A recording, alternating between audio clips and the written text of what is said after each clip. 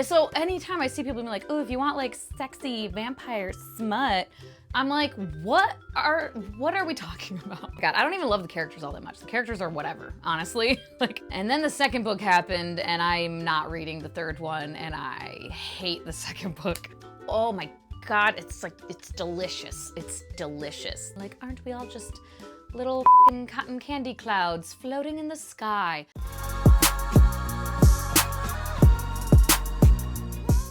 Well, hello. Welcome back to my channel. Just Shauna here to talk about some friggin' books that I love so much. I did this a few years ago now, I think. Just like current all-time favorite books. And the ones that I had before remain, I'm pretty sure. And then I do have a few extras. So I will start with going over the ones that were on the list before and just kind of running through those real quick, and I'll have that video linked as well. If you want, I don't know, more thoughts, I'll probably kind of go through these a little quickly, so let's go. And this is in no particular order or anything, but first, one that I mentioned last time is Ring Shout by P. Djeli Clark, one of the only novellas that is a favorite of mine, that honestly, one of the only novellas that I even like really loved. Because novellas tend to not work for me. And this one is like horror. It's historical, horror fantasy type of thing. It just engrossed me. Top tier. Very well done. Another one I mentioned before, and I have mentioned several times in various ways on my channel, Wuthering Heights by Emily Bronte. Definitely one of my faves. It's a mess, and it's just like people being messy to each other and with each other. And it's just like a soap opera, and I love it. It's so fun to me, but it's like dark and crazy. But yeah, really love it still. And of course, still on the list for sure, City of Girls by Elizabeth Gilbert. I mean, yeah, since reading it for the first time when it first got published in 2019, I have read it at least once every year. And probably will for the rest of my life, I would think. But oh God. And another one that was on the list before, House of the Cerulean Sea by T.J. Klune. I have said before, I am aware of, the controversy, scandal, whatever you may want to describe it as, regarding the inspiration of this book and where some of the inspiration was found. And if you are someone who takes issue with that and does not appreciate it, you are valid. That is well within your rights. I just love this book. The content of the book itself, the message of the book itself. It is the first time I ever read a book and was just like full on sobbing from just the sheer fucking cuteness and just adorable, wholesome shit that just, oh my, I was like, why is it so fucking cute? Like, I can't. Just touched my heart in so many ways. So definitely still a fave. Another that was on the list before and is still on the list is A Series of Unfortunate Events by Lemony Snicket, aka Daniel Handler. I love this series. The authorial voice. I think this is probably the first time I've always been a very avid reader, so it's probably not the actual first time that I ever read something like this, but I think it's the first time I noticed and recognized really loving this type of authorial voice. This kind of like a little bit sarcastic, dry, witty, clever, wordplay, like banter, like that shit that I love. I eat it up so much, and there's so much of that throughout this whole series. Very formulaic, each book. It's for kids, and as it goes on, you're kind of like, okay, I get the fucking formula. Let's go. But yeah, I just ate these up when I was a kid, and I do still enjoy it, rereading it as an adult. Next that was on the list before and still is, and I reread it recently, and good God, it's so good. I'll Give You the Sun by Jandy Nelson. I tell everyone to freaking read this book, and Roger in particular, I had been like, Roger, you gotta try I'll Give You the Sun. And then he messaged me that he got an email that Jandy Nelson's third book is finally effing coming out this year. I've been waiting for years and years because I've seen murmurings on like her Twitter or somewhere on the interwebs that she's like been working on book 3 for a long time. It's not a series or anything, but just her 3rd book, because I love both of the first 2 books that she has published, but this one especially. And so Roger was like, oh, I think I'll read I'll Give You the Sun finally. And I was like, I will reread it with you. And oh God, it's just so good. It's so good. The authorial voice is magical, just magical. Check it out. Next, that was on the list before and is absolutely still on the list and will always be on the list, The Hunger Games, the entire series, definitely favorite of all time. This is my original paperback. It's gotten a little waterlogged and dinged up and shit, but God, it holds up on reread every single time. The pages are like starting to come apart down here. Yeah, I just thoroughly love this. And I was not a kid when this came out. 2008 is the year I graduated from college. No, I graduated, yeah, the end of 2008. So yeah, I was fully like 22 or 23 years old. But yeah, I freaking devoured the series and it holds up every time I reread it. Next one that was on the list before and still is, this is volume 8. It was just the easiest one to grab, but Monstrous by Sana Takeda and Marjorie Liu. Marjorie Liu being the like author and Sana Takeda being the illustrator. Some of just the coolest artwork ever. Oh my God, it's so good. It's so good. I love it. It is to my taste. And the story is really cool. And I just love every volume. And I believe this is the last one that was on the list before. There's one that's in my honorable mentions that might have been on the list before. Can't quite recall, but The Greenbone Saga, this being the first book by Fonda Lee, Jade City, Jade War, and Jade Legacy. I talked about this in my like special editions video I just recorded, where it's like, without the crazy like holy shit moments, as I call them, like plot twists, emotional gut punches, just oh my God, what is happening? Without all of those moments, I don't know if this one would be a favorite. It would be one that I think was like high up there on my list, but it would be one that I don't know that I would feel compelled to reread ever, and that I think it would be a series that I was like, yeah, that was good, and I wish I loved it, but I just kind of didn't. But man, just the way Fonda Lee writes those types of things, plot twists, emotional gut punches, just holy shit is going down moments is top tier. I'll do the honorable mentions next, and I think this one might have been on the list before. Can't quite recall. Maybe I'll double check as I'm editing and pop it in somewhere up here. But that is Station 11 by Emily St. John Mandel. I gave this, I think 5 stars, at least 4.5 stars the first time, and I reread it in 2020, and I really liked it again. Holds up on reread and everything, but it's one of those books that like once I'm done with it, like my only memory and like when I think of it, I just think like, yeah, that was really, I remember I really liked that. Like that's a solid book, but like I kind of lose all memory of like the details of the plot and like why I liked it so much. The writing style isn't like anything that I love necessarily. It's just like the characters are really well done and they're very complex and everything, and how things tie together, I do really, really enjoy.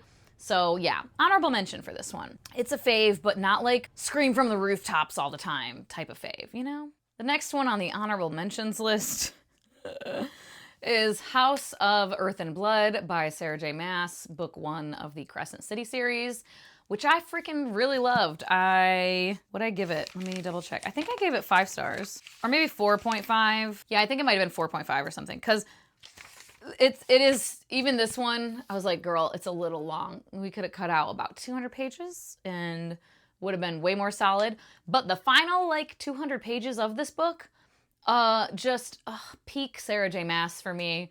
Just what I love about Sarah J. Maas, the Here Comes the Cavalry, just, what is it, Deus Ex Machina, just like, whatever, this very special main character that just everything works out for, but in this most like epic, final, amazing, all things coming together and like just badass, where I'm like wanting to like scream and like root for the character out loud, like, yeah, fucking yeah, like getting emotional. Even when I reread it, once again, that last portion, I found myself getting emotional, like, oh my God, it's so good. So I just, yeah, really, really solid. And in this book, I really loved the main character, Bryce. And then the second book happened, and I'm not reading the third one, and I hate the second book. But I kept this one because, honestly, I could see myself. When I want, like, that kind, when I want to fix a Sarah J. Maas fix real quick, well, not real quick, it's pretty long, but you can read through it pretty fast, especially on reread. Like, when I just want that thing, that just kind of, like, eat it up, candy, deliciousness, nonsense a little bit, but, like, fun, so fun to me, I will pick this book up and not give a fuck about the rest of the series.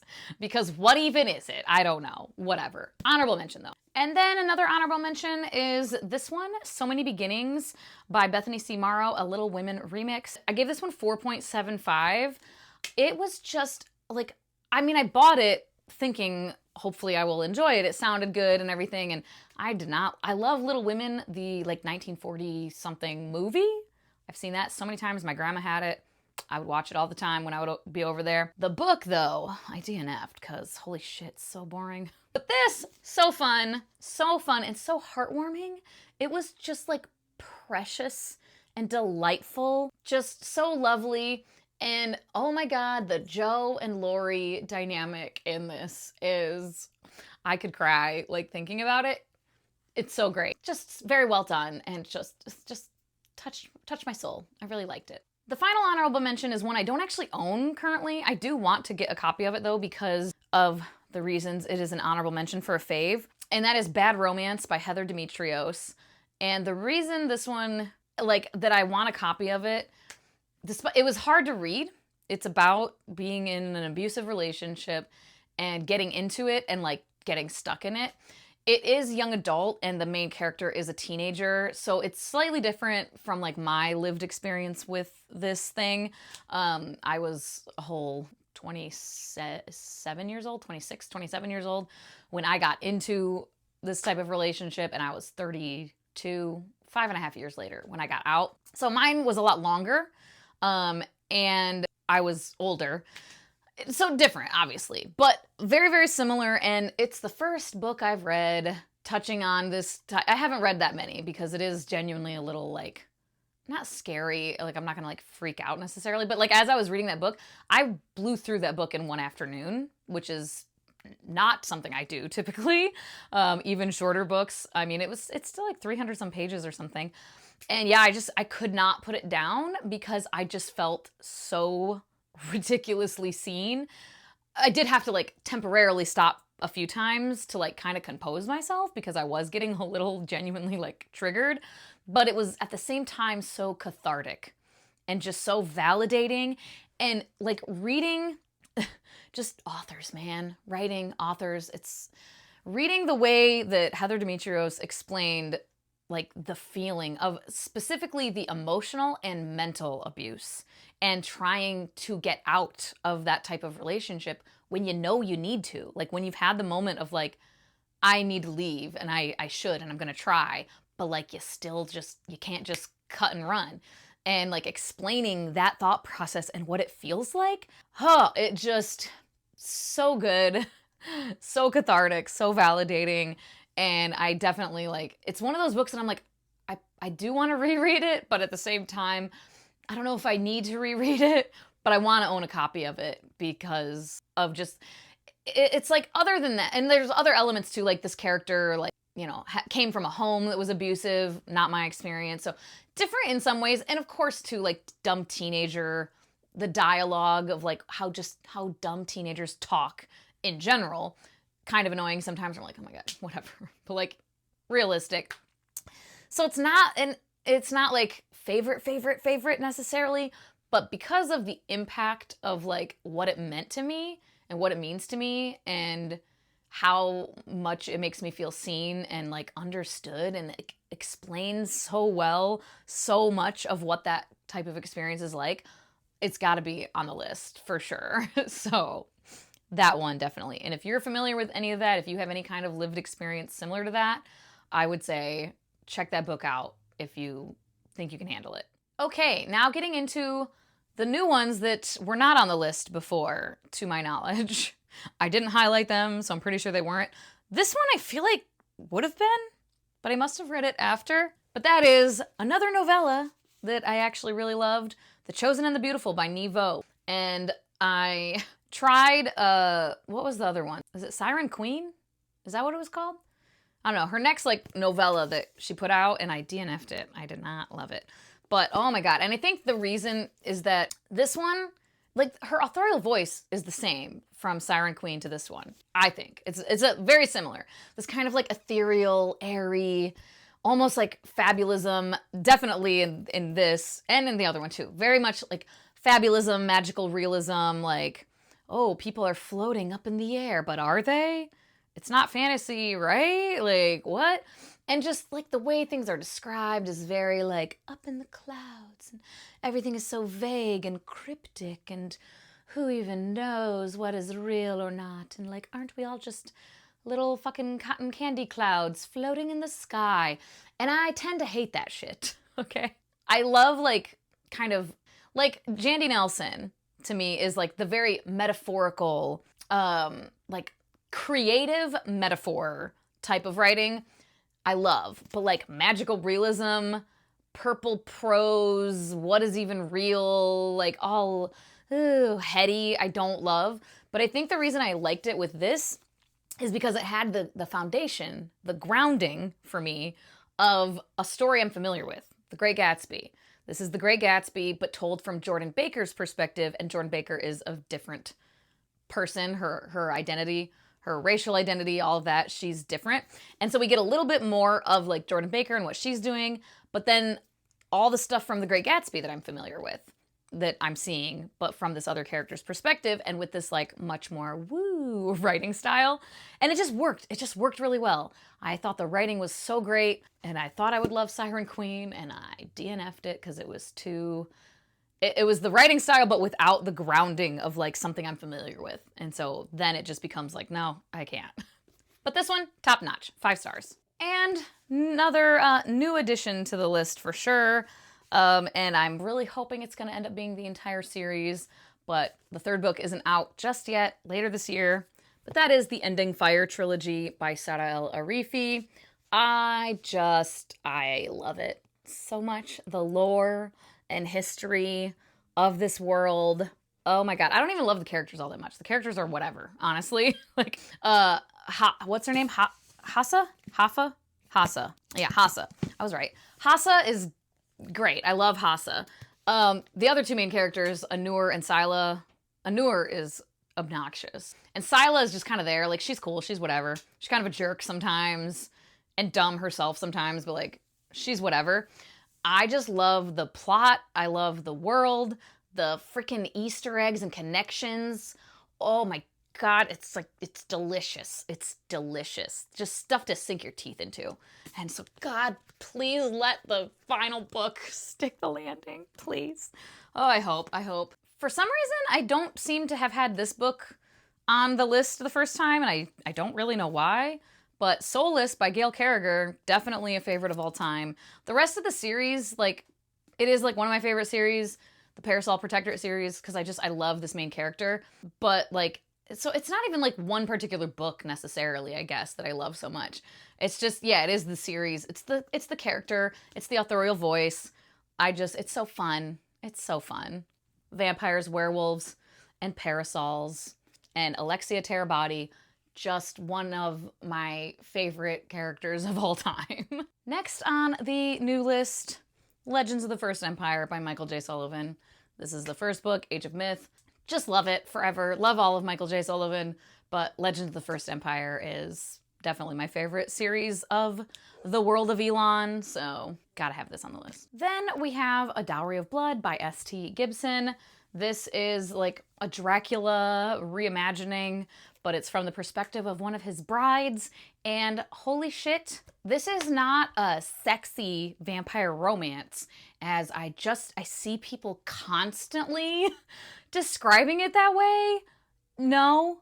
First of all, at least in this, I think in the new edition, because this is the self-published, and that's what I read it from, is this one.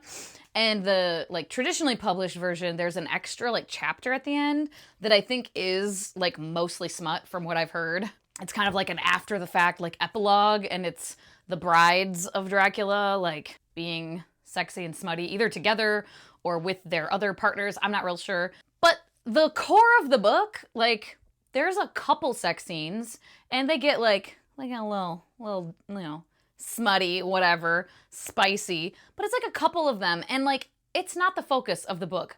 The whole point of this is an abusive relationship and getting out of it. And in the very beginning, she's like, I killed you. Like, this is her letter to Dracula explaining why I freaking murdered you eventually after centuries of abuse and torment. So anytime I see people being like, oh, if you want like sexy vampire smut, I'm like, what are we talking about? Like, I'm sorry. If you're one of those people, like, I'm sorry, I'm not trying to like come for you, but it's not. I don't know what people are talking about. And this is another book that, like Bad Romance, dealing with having an experience of being in an abusive relationship in some way, that a lot of it like spoke to me, right? That the very beginning, the fucking like dedication, every time I read it, I get a little emotional. To those who escaped a love like death, and to those still caught in its grasp, you are the heroes of this story. I'm getting emotional again. Like, that's the fucking point of this book. So I just can't when I see people being like, if you love vampire smut, read this. Like, what? And especially because, again, other than that like epilogue chapter thing that I've heard does have a fair amount of smut in it, the rest of the book has like a few sex scenes from my memory. It's not the point. It's not the point at all in any way, shape, or form. Oh my God. I just think it's like setting people up for failure to like have them go into a book thinking, ooh, fun. Because when I hear like, ooh, vampire smut, if you like spicy vampire sex scenes, I'm thinking like way more fun and like, ooh, fun, entertaining, sexy times, not like dealing with an abusive relationship and getting out of it and centuries of abuse. Like murdering this person. Like, not the vibe. Anyway, next up is technically a series. I do love the series overall, but specifically the second book, The Oleander Sword by Tasha Suri. This one I gave 4.75, and what did I give? The first book I've read twice. I gave it 4 and then 4.25. So I did enjoy it more on reread, but I still liked this one much more. Almost 5 stars. Like, this was so good, so good. And again, another one that the final book comes out later this year. And God, I hope that we stick the landing, because it will be a favorite series of all time if the third book is at least 4 stars. And it's so underhyped. This series in general, the Burning Kingdom series, very underhyped. Oh my God. People, if you like adult fantasy, just try it out, man. They just don't get as much attention. And Tasha Suri definitely should get more attention. Next is one that I don't remember why it wasn't on the list before. I think because the first time I read this, I remember reading the first 3 books.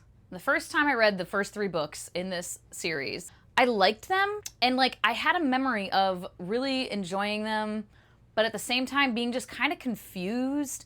It was one of those things where I'm like, I think there's something here that I missed.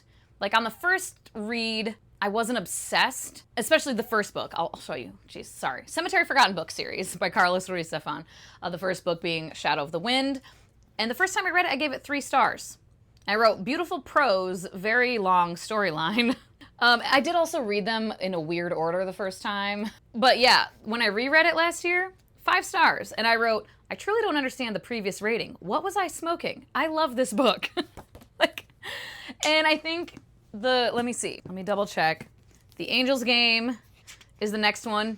First time I read it in 2013, I gave it 3 stars. And then in 2023, I gave it 4.75. And I wrote, don't know why I gave it 3 before. Amazing. So engrossing. And then the next one, The Prisoner of Heaven. This one I did give, I think this is why. Because this one I did give 5 stars the first time. And this is the one I read first the first time. And I loved it and I gave it 5 stars. And it is shorter and it is still my favorite one of the series. I gave it 5 stars again. But yeah, of the series, this is my favorite one. But yeah, then the other 2, I gave 3 stars the first time. And then I had never read the fourth one. And this one I gave 4.75. A little bit of pacing issues. But yeah, this series, it's like, it sounds so dumb and like corny and like weird and like, girl, what are you talking about? And also because I can't really quite explain why, but this series just like, when I reread these and read this one for the first time last year, I was like deeply impacted. I was like, I can't stop thinking about it. I cannot get this series out of my brain. Like, I was so engrossed in it. It almost was like I felt like I was living this other life with these characters in this time. It's historical fiction in Spain and Barcelona. And like, probably also a little bit of the magic of like, I've been to Barcelona and I fucking loved Barcelona and I would love to go back. I did like a study abroad there for 5 weeks when I was in college. And like recognizing certain places and just like the magic of the place and also like the historical time period and like the magic of the cemetery forgotten books, like this secret labyrinth where forgotten books go to be safe and all. Just, it's just so good. I don't know, man. I don't know how to describe it. I just sound like a lunatic, I feel like, every time I talk about this series, but it's so fucking good. Holy shit, read it. Just read it. And it's weird sometimes, but it's just, I don't even, it's just so good. City of Girls and Cemetery of Forgotten Books. If I had to pick like top 2, I couldn't pick just one, I don't think, but top 2 favorite books of all time of my entire life would have to be City of Girls and this series in general. And if I had to pick one, I would pick Prisoner of Heaven, but the series as a whole, like, oh, so good. And finally, the last 2 on the list, it's a duology that I just read, what, this year? Or late last year? This year. Yeah, right? No, both of them this year. And that is An Accident of Stars and A Tyranny of Queens by Foz Meadows. Yes, these are mismatched. It's a thing. I cannot find matching copies of this series anywhere. But yeah, adult fantasy, portal fantasy, just so good. Oh my God, so good. Please, it's so under fucking hyped. Check it out. If you read adult fantasy and if freaking portal fantasy at all sounds fun, just such great characters, very high stakes. We start off with a girl in our world who sees someone go through a portal and follows them and ends up in this crazy, fantastical world with like cool creatures and like kingdoms with all these politics going on and like magic going on, and meets all these great characters, and like the characters are just so good and the dialogue they have is so good, the complexities of the characters, their character growth is so good, just the plot, the pacing, everything. Just more people need to read this. So yeah, these 2 books are on my favorites list now forever. There we have it. Oh my God, that was so long. Holy shit, I think I've been recording for like 45 minutes.